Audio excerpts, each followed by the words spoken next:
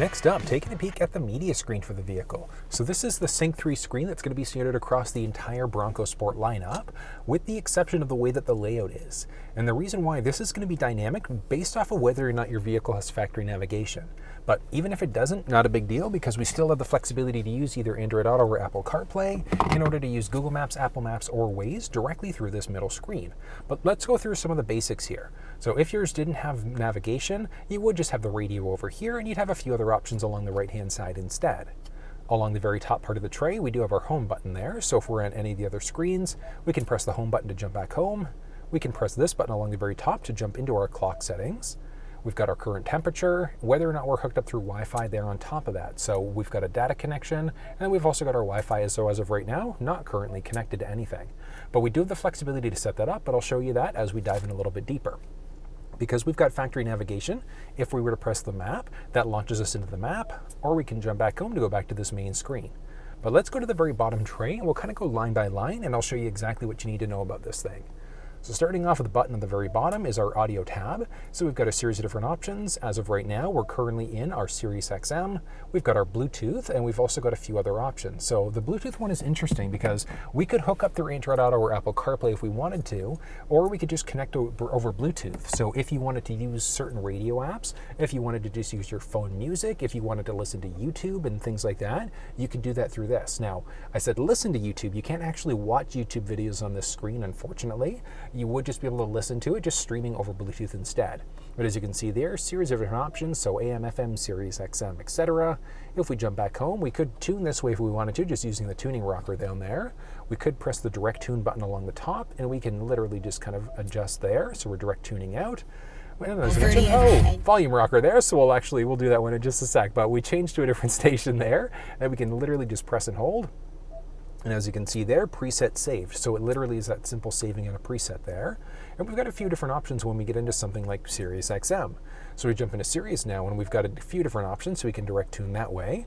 We've got a series of different channels that are available there. So we've got all of our different category views we can swipe out, and this screen's super responsive, which is great. We've also got our tags along the bottom for notifications. So if either if a song comes on or an artist comes on, it's going to let you know. And we've got our base back button there, so we can see exactly what's going on. We can skip through if we needed to. We can pause out, and then if we go into our settings along the bottom, we've got SiriusXM. We have a series of different preset pages, so we've got up to 6 individual preset pages, and that setting's going to be the same whether we're on SiriusXM or if we're just on our regular radio. So as you can see there, let's jump back for a sec, and as you can see, number of different presets that are available now. But if we go back into our settings, we can change it a few different things. So these are going to be SiriusXM specific. We've got our categories, we can lock out, we can enable music notifications, we can tune to start, we've got our presets, we can lock specific channels. So if you don't want kids to listen to certain ones, you can easily lock out as necessary. You can skip out channels as you're seeking. And then if we were to jump back into our audio tab, let's say we go to FM instead or AM, we go back to our settings now. This SiriusXM button is now a radio button. Same idea, as you can see there, we've got our HD radio, preset pages, and things like that. So if you update the preset pages in one, it automatically carries through, but along the bottom, it's a mix of AM, FM, SiriusXM. So if you're a heavy technophile, you definitely want to make sure you're maxing out with up to 30 available presets there. And as I showed you earlier, all you do is tune, and then you just press and hold in order to be able to save that source out. But one of the cool things is that we can tune this way, we can tune this way, or we can press the voice command prompt on the steering wheel in order to be able to change that way instead. So it is kind of nice, we've got that option. And then quick little audio test.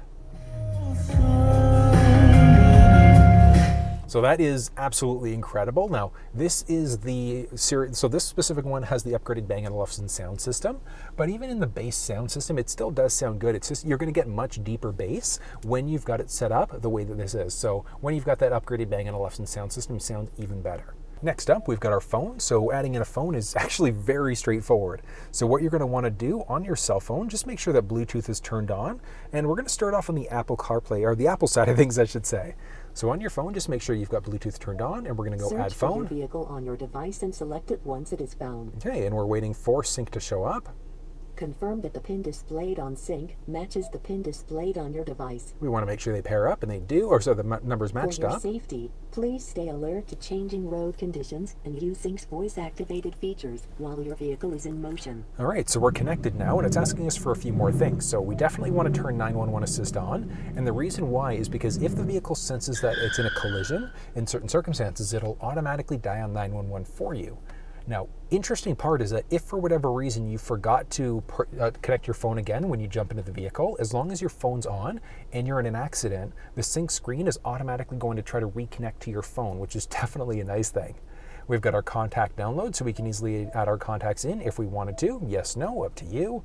And we hit finish. And as you can see, I'm connected. We've got contacts, phones, we've got my phone. We can change out phones, so if we've got multiples connected, that's where we're going to do it. We've got the keypad there for the phone. We've got text messages, and we've got Siri. So it's definitely a nice thing because we do a long press and hold on the steering wheel. We've got Siri activated there. So we do have the flexibility to be able to press the button on the steering wheel in order to activate our Siri Assistant if we wanted to. So we do have a few different options for listening to radio and things like that. So if we go back to our audio for a second, we've got our source now, and we've got my phone, or we've got LiveX Live, which is just a radio app. So we could select that, and we can literally enable in order to be able to listen to music this way if we want to. So we've got quite a few different options that are available. If you've got audio connected to your phone, we can just select that in order to be able to listen that way instead. So very straightforward in order to be able to set up to listen to Bluetooth audio that way. But we've also got the flexibility to use both Android Auto and Apple CarPlay inside of this thing. So using Apple CarPlay, very straightforward. We take our USB cable there, and we're going to insert it into our front USB port. Opposite end of the cable, we're just plugging ourselves in. And there you go. So as you can see, we're connecting Apple CarPlay. We have to continue. We have to agree. And it'll take a second there. Do we want to allow CarPlay while the phone is locked? Absolutely, we want to do that. And literally that simple, like 2 seconds, and we're fully set up. But as you can see, we've got Apple Maps, we've got Google Maps, and we've got Waze. And we can use any of these map applications directly through the screen, and very similar to the actual built-in media screen. It's very straightforward, and it's super responsive all at the same time. Push the button along the very bottom in order to jump back into this screen. But as you can see, a ton of different options that are available. We've got our base connecting screen. We've also got a few other options there for messages. We've got phone. We can listen to podcasts through this on top of that. So a lot of different options. Move back, we've got our audiobooks. So if you are a big fan of CarPlay, that's where we're going to set it up. And as you can see, a ton of different options that are available. But one of the great things that's available inside of CarPlay for this thing is that we've got the flexibility. So if we go into our general settings, we jump into CarPlay, we've got Sync 3, and then we can customize it. So along the very top there, so we can easily customize by doing a simple drag and drop. So let's say you wanted podcasts first, we can do that. You want audiobooks right after that, we can do that as well. Maybe you don't like podcasts, you can remove it. It gets rid of it completely from the screen if you wanted to go that route. If you want to add it back in, you can, or you can just do a reset in order to bring it back to that factory default instead. Literally that simple kind of setting up and navigating through. So we can easily search for addresses, we can star things out, we can use the microphone there as well if we wanted to. So it's great because if we wanted to just speak in order to dictate to navigate, we've got the flexibility to do it. That's the same for Waze, for Google Maps, Apple Maps, whatever the case may be. And then if we need to get back to the main screen, we just hit this sync button there, and that brings us back to the main screen here. Because we're connected through CarPlay now, we can jump into our map application on our phone. So if you didn't have factory navigation, this button would show up if you were connected through either Android Auto or Apple CarPlay and you had a map application installed. We can jump back into CarPlay there if we want to, jump back home, we can go into some basic settings, and we've got a ton of other options. So we're connected through CarPlay right now, so we can either remove my phone or we can toggle CarPlay off. So as you can see, we're toggled off and it brings us back to our factory defaults instead. We can jump back now, series of other options available. So if we go into our phone now, we can view devices. So if you've got multiple devices connected, you can set a connection priority. We can add in more devices, which we'll get to in a second. We can manage out contacts, which I don't think, I didn't connect my contacts here. We can set specific ringtones. We've got roaming warnings and a few other options. Moving back, that's the basics of setting up an Apple device and connecting to Apple CarPlay inside of the vehicle. Now, setting up an Android device is literally the exact same process. So if we jump back into phone for a second, I'm still connected to the iPhone. So what we're going to do is we can change phone there, or we can go settings, phone, view devices, Add device. Search for your vehicle on your device and select it once it is found. So definitely a little bit longer to go that way, but not impossible. And then on the phone, what we're doing is same idea. We're just going to wait for our Sync 3 screen to show up there. There we go. So as you can see there, Sync is now available. So we're just going to click on Sync and it's pairing up.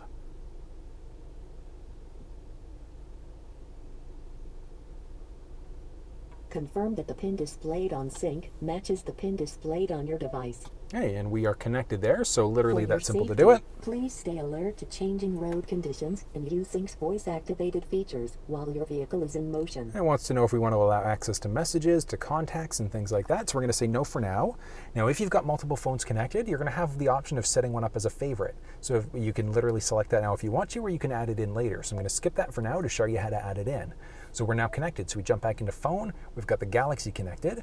We can change out phones this way now. So we have multiple phones connected, so we can click through to connect either the phone and media, strictly the media, or we can remove it. So very straightforward to do.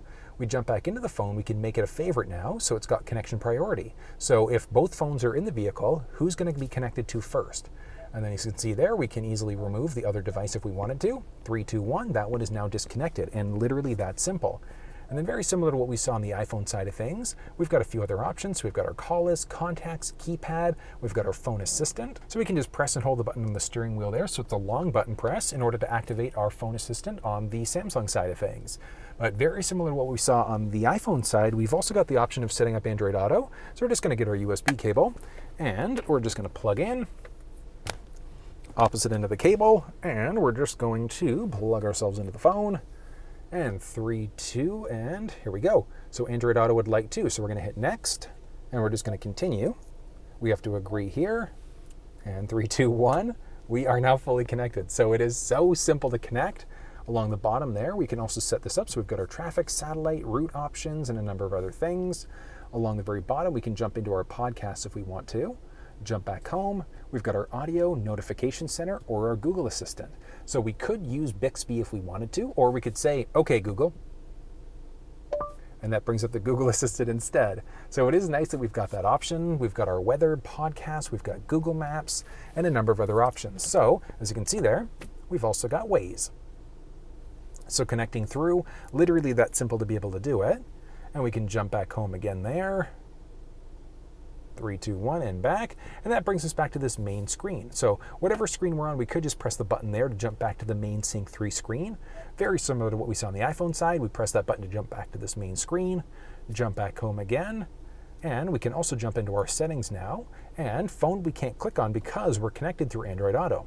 So we go Android Auto, we can temporarily disable so that we're charging the phone up while we're connected. So we've got that flexibility. We could literally just disconnect this way if we wanted to, just by unplugging the USB cable. But one of the nice things is that very similar to the iPhone side of things, we do have the flexibility to be able to set up things a little bit differently, and we can customize the screen. And then very similar to what we saw on the iPhone side of things, if we do a quick search for Android Auto, we're looking for our Android Auto settings there. So we click through and we've got our previously connected cars. We can customize the launcher. So if let's say you wanted your, I don't know, maybe podcast at the very top instead, maybe you wanted to bring weather all the way down to the bottom, you've got the flexibility to do it.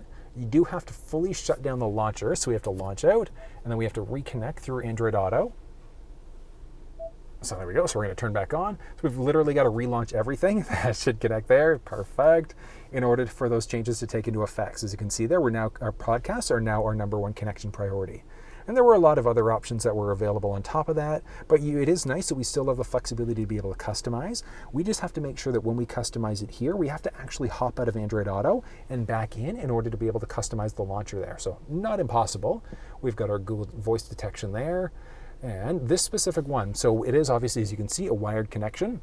That's the same for both Android Auto and Apple CarPlay. So this is the Sync 3 media screen. Ford Sync 4 screen has wireless, but we're not on Sync 4 in this thing as of yet. So it still is a wired connection, but we could go back home again by pressing the Ford button along the very top. And as you can see there, fully connected. We can go there, we can disconnect. There we go, so we're strictly charging up again. And then we can jump back home and go into our phone, and we can look at our same settings there. So what we saw on the iPhone side, we can go devices, Galaxy, we can remove it and disconnect. 3, 2, 1. The phone is now disconnected, and it literally is that simple, setting up Android and iPhone devices inside of this vehicle. Next up, continuing through, so we do have factory navigation inside of this specific vehicle. As I mentioned, if yours doesn't have factory nav, that button wouldn't be there. You just have the 4 main buttons along the bottom there. But this one has navigation, so let's dive into it. We've got our search button along the very top, so if we want to, we can press that way. We can search for GPS coordinates if we wanted to, simply by typing them in. We could start just randomly typing in an address, and then the vehicle will, so it'll literally, there we go, as you can see, it starts to do an autocorrect for us in order to see what addresses are currently available there. We just select one. There we go. We can save it as a favorite, or we can start in order to be able to navigate. Obey traffic laws, be alert, and use voice commands while driving. Okay, so Please proceed to the highlighted route, and then the route guidance will start. Thank you. We've got our voice guidance, which we can turn off. We can zoom out this way if we want to. We can literally just do a pinch to zoom instead. We can hit start in order to kind of go part way through. We can hit navigation in order to go back to that main route instead. We can change out the map view by simply pressing this way instead. So you've got a few different options available there. We can go to our menu and we can cancel the route out. We can go to our screen view, traffic list, and a number of other options. So let's say if we wanted to view the route. So as you can see the active route that we're about to take. So we could view the route if we want to, so we can see the active route that we're about to take. We can do a detour, we can search, we can look at history, we can go to some nav settings, and we've got a few options. We'll get to these settings in just a sec. So we can cancel the route out there if we want to, or along the very top right, we can cancel out that way. So we hit cancel, route is now canceled, so it literally is that simple to be able to do it. If we jump into our menu now, so a ton of different options. So we've got a few different options for our screen view, so our full or our highway exit. We've got our traffic list, so if there's traffic available, we would know what's going on. And we've got our navigation settings. We've got map preferences. So 3D maps, we've got breadcrumbs, which on the map itself, breadcrumbs essentially means a little dot is going to be placed wherever we go. So whatever street, side roads, and things like that, we're going to get a little dot letting us know the routes that we've taken previously. Nav settings, a few other options, so our point of interest icons. Do you want those showing on the map? Yes or no? And you can have specific ones showing up. So food, travel, entertainment, things like that. Moving back to our route preferences. So we've got the fastest, the shortest, or the most eco-friendly route. We've got always use the fastest route, so we've got a few options there. If you want to use HOV lanes, we can do that. Have the vehicle automatically as it navigates through to find a parking space close by. We've got our eco penalty dynamically guidance, so as the vehicle recognizes traffic, it's going to update that for us. And we can avoid freeways, toll roads, tunnels, and things like that. And we've got our navigation preferences. So our prompts, as we're coming to an upcoming prompt, do we want it to be a voice and tone, strictly a voice, or strictly a tone? So you've got a few different options that are available there. And moving back again into our where am I settings. So we've got that as an option there. Figure out exactly what's going on with the vehicle. So we can literally see our latitude, longitude. And one of the great things is that if you're off-roading, you're not sure where you're at, you can go in there and then you can provide that to emergency services as necessary. We can search out this way again. We've got a few different options for our keyboard. We've got our history. I'll show you that in a second. So a few different keyboard settings.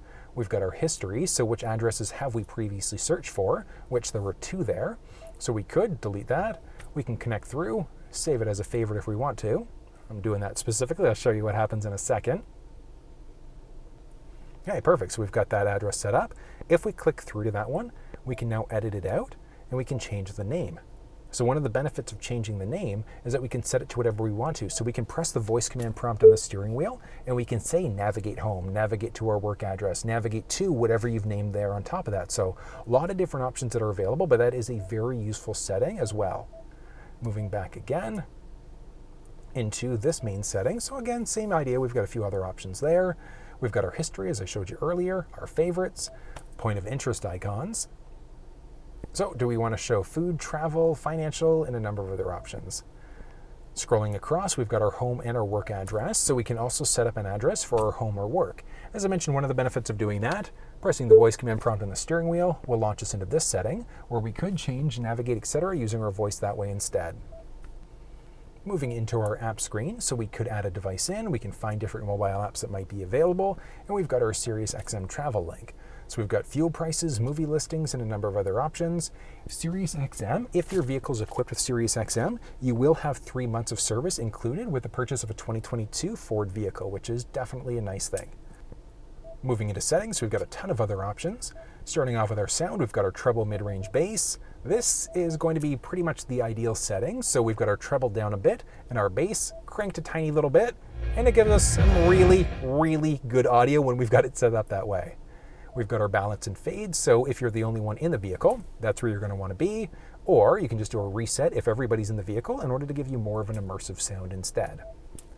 Moving back, speed compensated volume, so as we're going a little bit faster, do we want the volume to automatically raise for us? And then we've got a few different modes, so stereo or surround. Surround sounds so much better.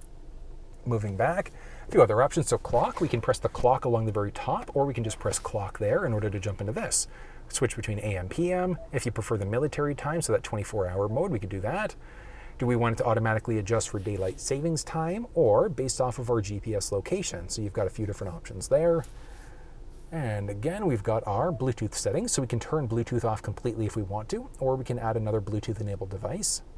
Back, we've got our phone, which we saw that. Search for your vehicle on your device and select it once it is found. So that's where we're going to add a phone in. Radio, we saw this one earlier, so it's going to look like this if we're on a regular radio, or it's going to be different if we're on SiriusXM. We've got a host of different driver assistant settings. So, cruise control, we've got 3 different types. So we've got our normal, adaptive, and intelligent. So the normal cruise is exactly that. It's just your regular cruise. Adaptive is your set it and forget it. And then intelligent is based off of speed sign recognition. So right now it's a tolerance level of 0. So what that means is, let's say if you've got the cruise control set to 100 kilometers an hour and the vehicle recognizes it drops from 100 to 80, it's automatically going to lower the vehicle's speed because we've got the tolerance level set to 0. If you've got it set to 10 in this scenario, same idea. So if you're going 100 and the vehicle recognizes that the speed drops down to 80, it's going to then lower you by 10 kilometers an hour instead. So it is nice that we've got that option. We've got our lane keeping system. So again, 3 different modes there. We've got an alert. So if we start to veer over into a lane without signaling, we're going to get a little bit of a steering wheel shake, like we're running over rumble pavement. The aid is going to gently nudge us back into our lane, and the alert and the aid will do both. So it'll gently nudge us back into our lane and give us a bit of a steering wheel shake. The alert intensity is the intensity of that shake. So a high, normal, or a low shake. Back again, we've got our pre-collision assist. So distance indication, so if we're coming up to a potential collision, do we want a distance to let us know how close that collision is potentially going to be? If the vehicle senses a collision, do we want it to actively brake for us? We've got that option. Or we can have it evasive steer. So what that means is it's not going to physically steer for us, but it essentially puts our steering wheel into hyperdrive mode so we can easily get out of the way of a potential collision. And then the sensitivity of that alert as well. We've got our speed sign recognition, which this specific one does have speed sign recognition, so we can turn on a speed warning. Same idea with the tolerance level. So if you're going 10 kilometers an hour over, you're going to get a chime letting you know that you're going a little bit too fast. We've got our rear view camera delay and a few other options. So the camera delay is if we've got the reverse camera on, so we're backing up, and then we go to drive forward, the rear view camera is going to stay on for a bit in order to give us a little bit more time in order to see what's going on behind us.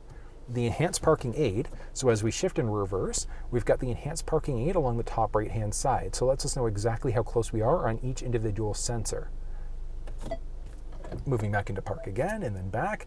A few other options. So we've got our blind spot system. So that lets us know if anybody's entered the blind spot on either side, and we're going to highlight orange on our side view mirrors, letting us know about that. Trailer sway control. So if we've got a trailer connected, vehicle senses that there's trailer sway going on, it's automatically going to apply engine braking to get that sway under control. The parking aid is that backing up, so that reverse sensing system there. So as we go to back up there, you hear it kind of going nuts. We can turn it off if we want to.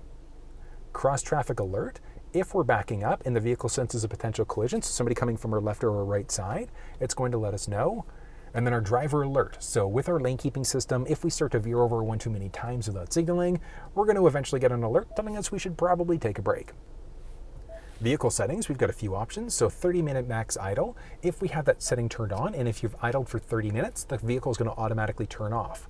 If you don't have that on, the vehicle is never going to turn off, so it's going to stay on. Benefit downside, if you're going to be going into a drive-in movie theater, you definitely want to make sure this setting's turned off. But, I mean, you can always flip your car on or off, etc. as necessary. Rear occupant alert, we go to turn the vehicle off, we're going to get a notification telling us to check the back seats. Same idea, we can turn this thing on or off as well if we need to. My Key gives us flexibility to set up certain limitations for the key fob. So let's say if you're going to lend your vehicle out to a friend, you don't want them speeding like crazy, you've got the flexibility to set up a key fob with specific limitations. We've got our remote vehicle serial number, remote start setup. So we do have the flexibility of remote starting directly through either our key fob or through our cell phone using the Ford Pass app. We can turn the system off completely, but what happens if we remote start? For climate control, do we want to have it automatically adjust, so figure out exactly what the cabin temperature should be, or is it based off of our last setting?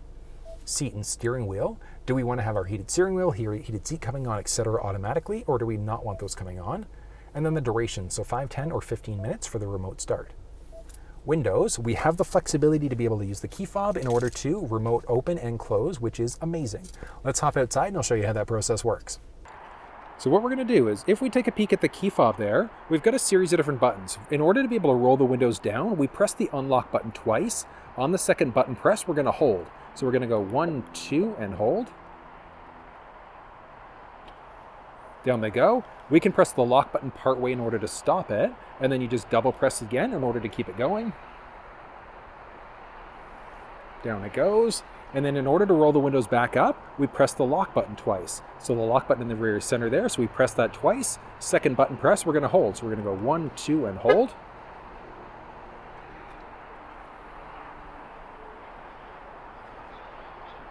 Up they go, and it literally is that simple. So super straightforward, as you can see there. So global open and close, definitely a nice thing. Moving back, we've got our wipers. Courtesy wipe means that if we've got our front windshield wipers going, it's going to go one more time at the end of the cycle to make sure it's got all the liquid off the windshield for us. We've got our rain sensing wipers as well, and then rear wiper on when in reverse. So if the vehicle's in reverse and you've got your front windshield wipers going, it's automatically going to turn that rear wiper on for us on top of that.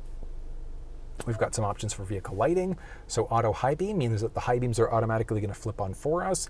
If the vehicle senses somebody's oncoming, it's going to start lowering them completely, turn them off, and then when we pass, it's going to turn them back on again.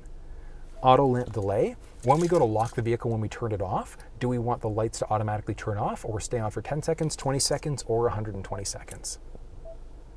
We've got some options for the locks. So we've got our auto unlock when we stop the vehicle, mislock chirps and things like that. So if we go to shut the vehicle doors and we go to lock, if one of the doors is not shut properly, we're going to get some feedback letting us know there. We've got a remote unlock on top of that. So when we remote unlock, what happens? Do all doors become unlocked, or is it strictly the driver's door? And then we've got our intelligent access. One of the great things about the intelligent access is that if we had our key fob, let's say in our pocket or purse, whatever the case may be, we can literally slide our hand in the door handle in order to be able to open up and unlock instead. That's going to be the basics of the vehicle settings with the exception of the keypad code. 5-digit factory number, and then you can enter in a number of different options there. So if you ever want to add in your own 5-digit number, you could do it outside on the door or directly through the screen. So all you would do is enter in the 5-digit factory number first. Once you do that, you can then create your own personalized key as well. So if there's a 5-digit number you'd remember instead, use the factory 5-digit first, add in your own after that. That's the basics of vehicle settings. We've got our Ford Pass Connect. So the vehicle is equipped with an onboard modem. So we could use the Ford Pass app in order to be able to remote start through Android and iPhone devices, but you can also use it as a hotspot. You do need a data-only plan through a cell phone provider in order to be able to do that, but it is nice because you can use it as a hotspot for up to 10 devices, so definitely a good thing. We've got some options for settings. We can completely disable it. We can manage devices, so if you had multiple devices connected, you could literally kick them off if you wanted to, and you can also block devices out. So that's kind of a neat one because it's if you're on a road trip and somebody's kind of like bugging you a little bit, you could turn off their connected services, which is kind of neat. And that's the basics of the hotspot there. And then some options for connectivity. Moving back again. There we go. And moving across, we've got some general settings now. So a series of different options available. We can change between English, Spanish, French, Celsius, Fahrenheit, kilometers and liters per 100, PSI, the beep that we're getting here. If that drives you nuts, you do have the flexibility to turn it off if you want to. We've got our system updates, which I definitely recommend turning this thing on. And the big reason why, so connect to Wi-Fi at home, turn this on, because if the vehicle senses that there's an update available, it's automatically going to update it for us. Moving back, we've got about, software licenses, and then we can also do a reset. So if for whatever reason Ford Pass is giving you an issue, you can literally do a reset there. If you need to kick somebody off of Ford Pass, you can do that. Or we can just do a master reset in order to bring everything back to its factory default there instead. Moving back, that's going to be the basics of our general. And we've got our Wi-Fi settings. So Wi-Fi, make sure you turn that one on or off as necessary. View available networks, so connect at home, and then under your general settings, turn on, or even there, turn on your automatic updates. And as I mentioned, just to make sure that the vehicle is always up to date. 911 assist, so if the vehicle senses that there's a phone connected and you're in an accident, it's automatically going to dial 911 for you. Back again, and we've also got, so automatic updates, we've got some mobile apps, so certain apps will only work directly through USB. So as of right now, we don't have any phones technically connected, so we could remove and watch what happens. We do that, and that's removed. Same idea, we remove the phone, it's gotten rid of Apple CarPlay. So those buttons essentially are going to be hot buttons instead, so they're dynamic. If they're removed, it's removed. If you want to add in another vehicle again, all you do is just reconnect over your USB in order to be able to set them up. We've got our display settings. So as nice as this display is, if you find it to be a tad too much, you can turn the display off if you want to, bring it back to life again, or we can just go into a calming screen instead. So we've got our date and time, same idea, button press in order to bring it back to life. Fix, and we've got our display again. We can change out the background. We do have a series of different background options that are available. Some of them are a little bit more subtle than others, but you've got a few options available there. We've got our brightness. So if we look at our screen brightness there, we can easily adjust out or we can reset as necessary. Then we've got our modes, so 3 different modes. As of right now, it's technically in the daytime mode. We can lock it out to either be permanently the day or the nighttime mode. So I love the look of this screen, but I mean, it's a matter of preference. You can have it switch out automatically, and that's going to be based off of how bright it is outside. So 3, 2, 1, and there we go. Back again, and we've got our voice control, tons of options. So our advanced mode means that we won't get as many notifications as we use the voice command prompt on the steering wheel. This is going to be the command list, but one of the great things about being in the advanced mode is, let's say if we change radio stations using our voice or make phone calls, things like that, it's just going to do it rather than giving us confirmation that that's what it's doing. Command list, so that list that came up as we press the voice command prompt on the steering wheel, that's going to be the list. So we can also turn this thing off if we wanted to. Valet mode, so it's great because we can enter in a 4-digit number in order to lock the screen out, and it's just the screen that gets locked out. So one of the big benefits there is that, let's say if you've got a bunch of addresses saved or other things saved, you don't want people to look through it, you can enter in the 4-digit number to permanently lock the screen out, and people wouldn't be able to search through without re-entering that 4-digit number again. And then lastly, we've got our navigation settings, which we already saw those base nav settings when we were looking through our maps. But that's going to be the basics of the Sync 3 screen inside of the 2022 Ford Bronco Sport. But you can change out the background,